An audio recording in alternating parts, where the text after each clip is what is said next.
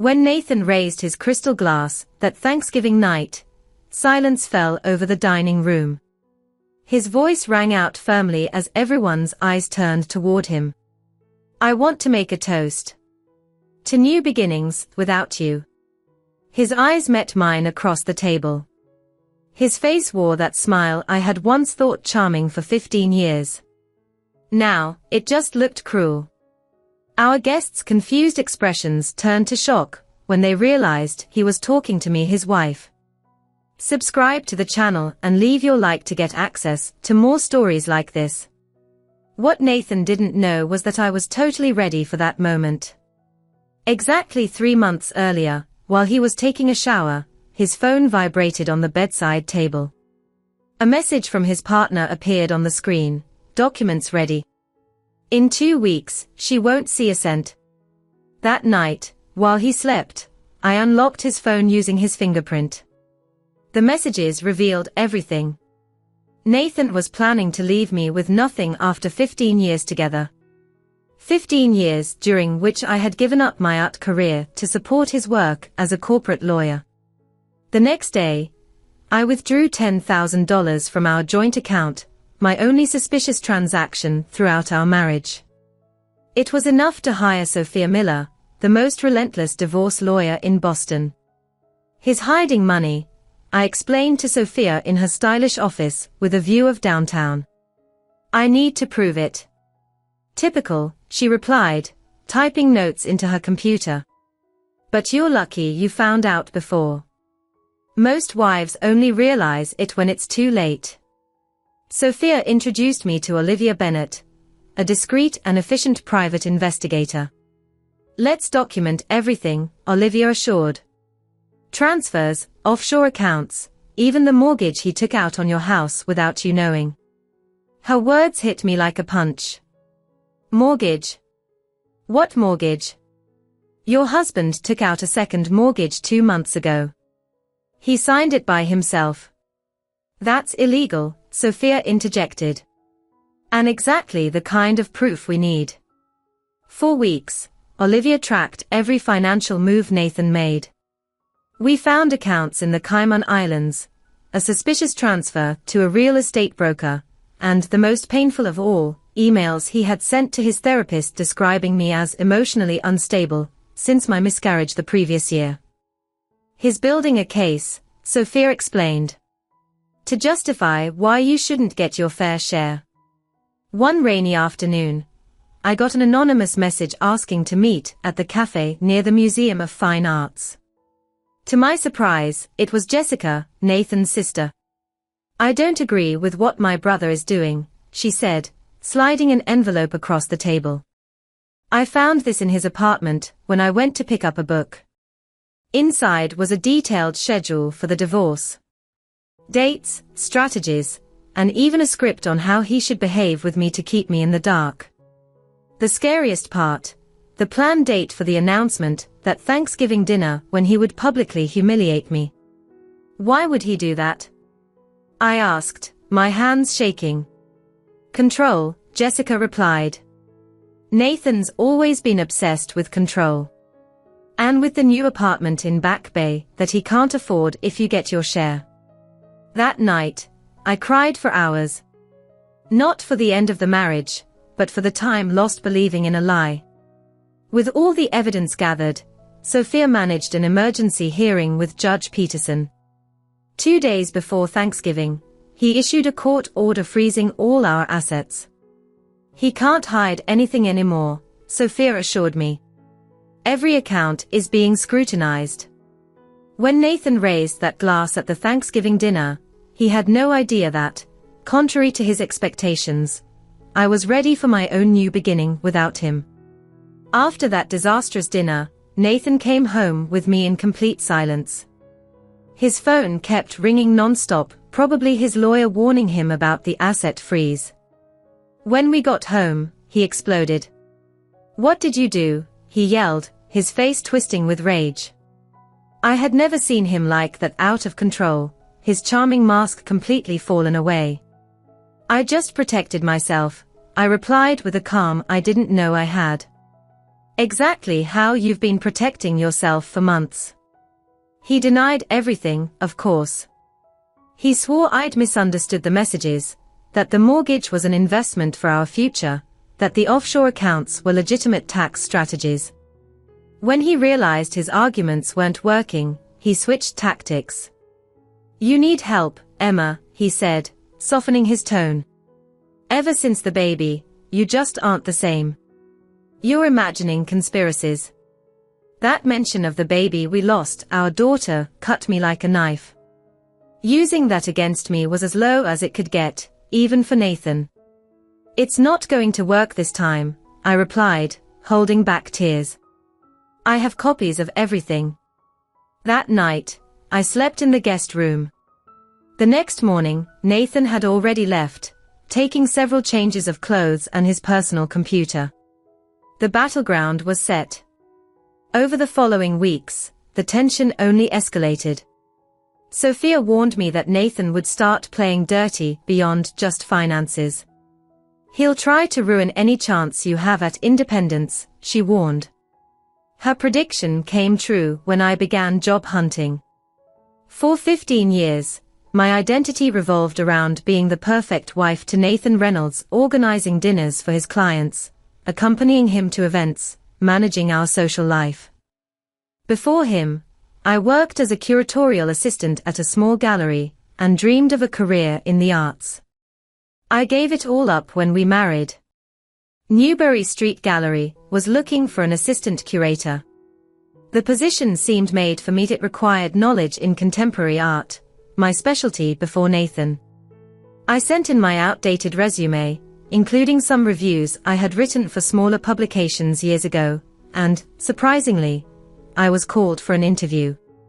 Victoria Winters, the gallery director, seemed genuinely impressed with my knowledge, despite the gap in my professional experience.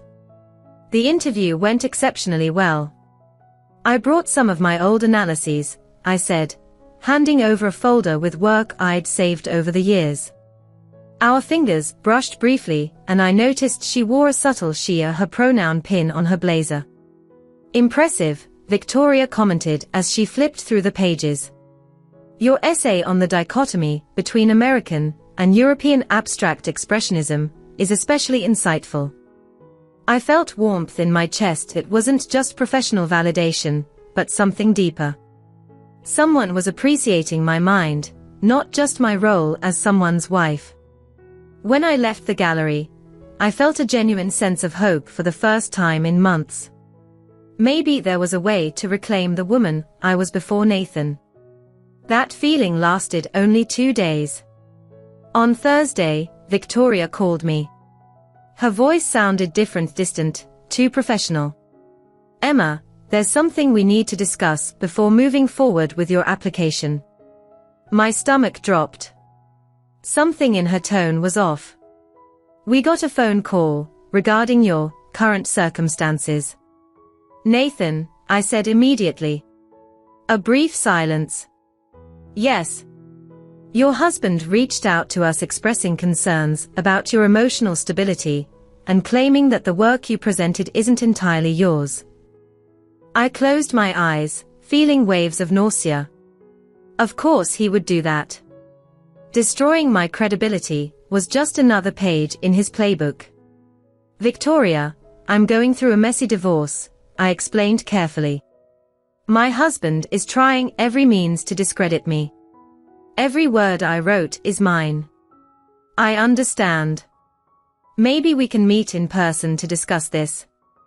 The next day, I returned to the gallery. Victoria greeted me with an unsure expression. On her desk were other printed pieces of my work, taken from a blog I ran before marriage. "Your husband said you had a breakdown recently. That you're under intensive psychiatric treatment."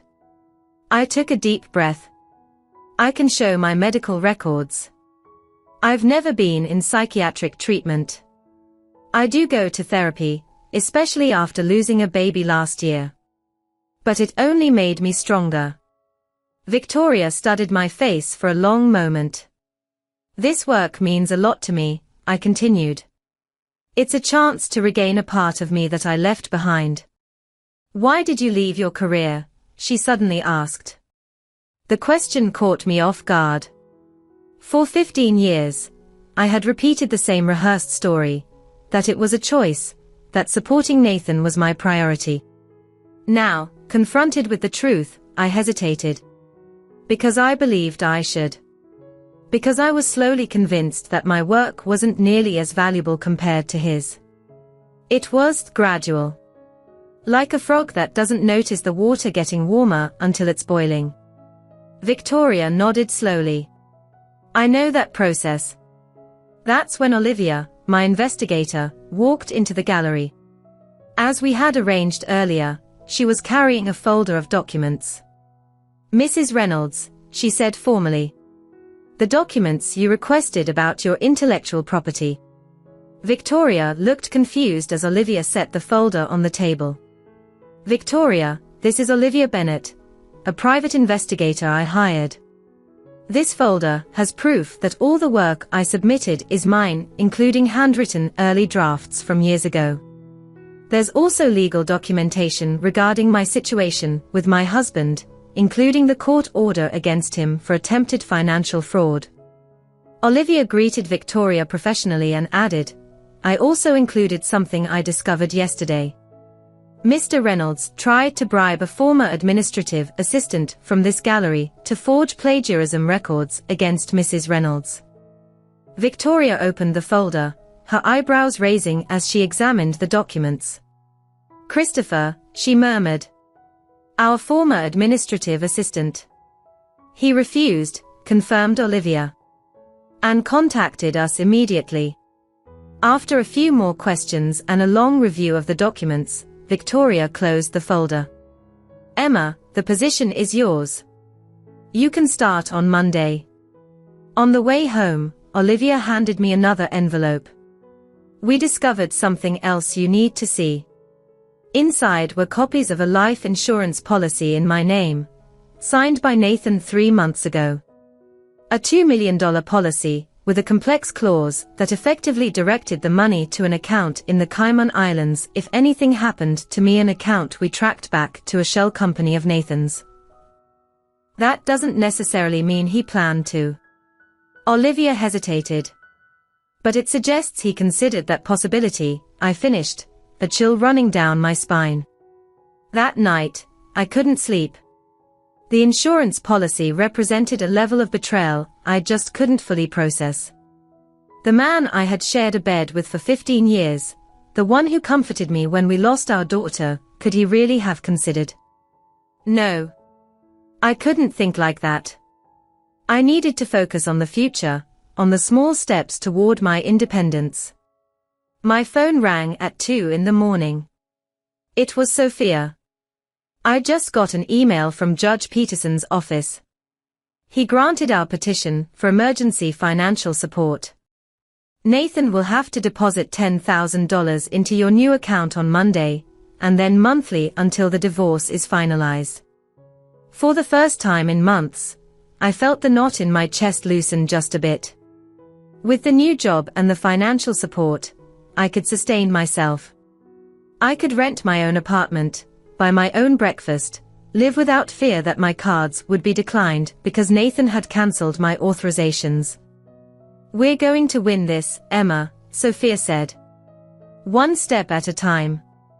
On Monday, I walked into Newbury Street Gallery at 9 sharp, wearing a navy blue suit I had specifically bought for the occasion, my first major purchase, as an independent woman.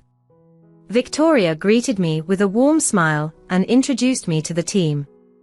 This is Emma Reynolds, our new assistant curator specializing in European contemporary art. Not Nathan Reynolds' wife. Just Emma. With my own title, my own identity. For the first time in 15 years, I felt that I was finally breathing on my own. The following weeks passed in a whirlwind of new beginnings. My first month at Newbury Street Gallery was transformative. Victoria entrusted me with curating a small space dedicated to emerging artists, and I dove into the work with a passion I had forgotten I still had. My days filled with meetings with artists, selecting works, and writing explanatory texts far from the endless social tasks that had dominated my life as Nathan's wife.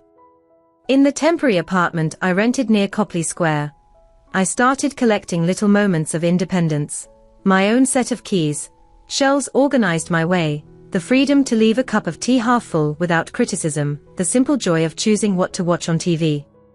Nathan, however, wasn't ready to accept his loss of control easily. When the judicial system forced him to deposit the monthly amount determined by the judge, he found other ways to retaliate.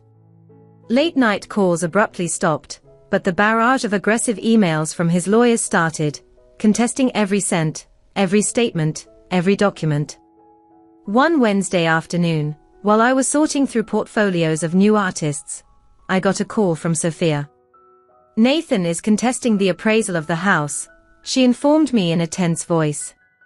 He hired 3 different appraisers who, miraculously, all came to a value 30% below market. "How's that possible? The house in Beacon Hill is worth at least $4 million, considering the renovations we made. According to his experts, it's only worth $2.8 million. And guess what? They are claiming you never contributed financially to the property's improvements." I closed my eyes, taking a deep breath. I have all the emails approving every detail of the renovation, selecting the materials. That's not enough. We need to prove your economic contribution to the marriage. After hanging up, I stood by the gallery window, watching pedestrians on Newbury Street. How do you put a price on 15 years? How do you assign a monetary value to those dinners you organized that brought in million-dollar contracts for Nathan's firm? How do you price hours spent researching schools for children we never had, or planning trips aimed at boosting his professional contacts? "Troubles?" Victoria asked as she approached quietly. "Just more complications in the divorce," I replied, trying to keep a professional tone. Victoria hesitated before calmly saying, "My ex-husband also tried to leave me with nothing. He claimed that my work at the gallery was just a hobby, not a real career." I looked at her in surprise. In our professional conversations, Victoria had never mentioned a previous marriage. "How did you handle that?" "I found my voice," she replied simply. "And I discovered who was really on my side.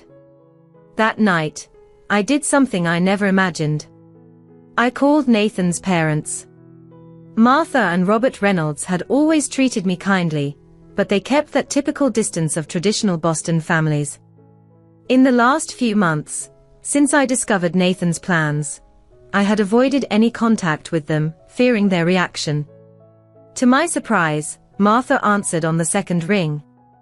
"Emma, we've been expecting your call." The conversation that followed left me stunned.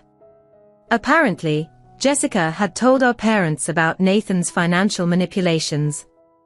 Instead of the opposition I feared, I found unexpected allies. "We didn't raise our child to act that way," Robert said in a deep voice. 15 years of marriage mean partnership, not a convenient discard. Martha was even more direct. "We have documents of the house renovations, Emma. All the emails you exchanged with me about the decisions, the meetings with architects where you were present while Nathan worked. We'll testify if necessary." When I hung up, I realized I was crying not from sorrow or anger, but from relief. Maybe there was justice in the world after all. The next morning, I shared the news with Sophia, who immediately organized formal testimonies from the Reynolds family to contest the house's undervaluation.